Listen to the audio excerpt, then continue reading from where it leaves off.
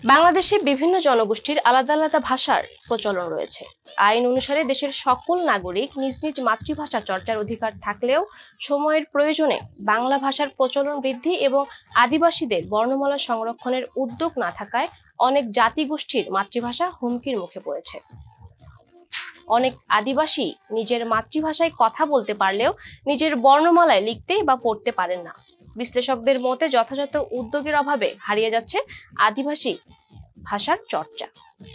রাঙামাটি প্রতিনিধি রিকো চাকমা তথ্য ও ছবিতে রুমি প্রভার টেক্সট রিপোর্ট।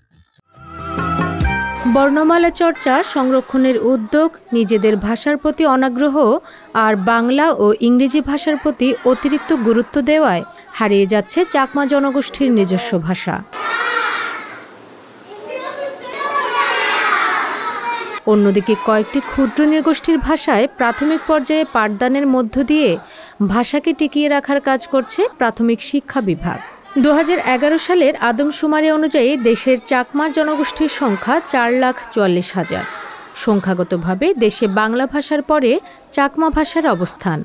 পার্বত্য চট্টগ্রামে নিজস্ব ভাষা ও সংস্কৃতি রয়েছে 11টি ক্ষুদ্র নৃগোষ্ঠীর, কিন্তু সংরক্ষণের অভাবে হারাতে বসেছে চাকমা ভাষার বর্ণমালা।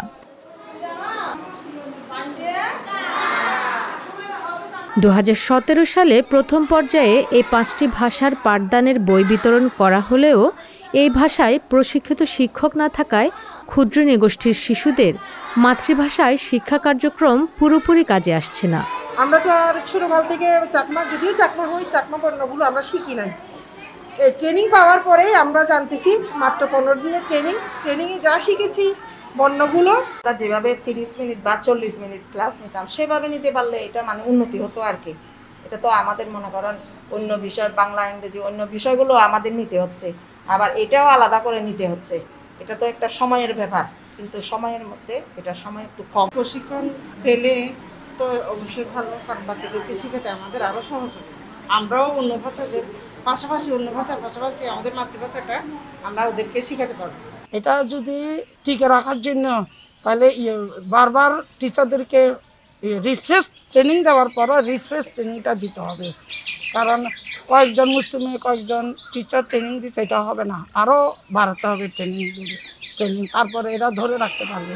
শিক্ষকদের প্রশিক্ষণের অভাব, শ্রেণীকক্ষ ও শিক্ষক সংকট, শিক্ষা কার্যক্রম মূল্যায়ন সহ নানা প্রতিবন্ধকতাই রয়েছে।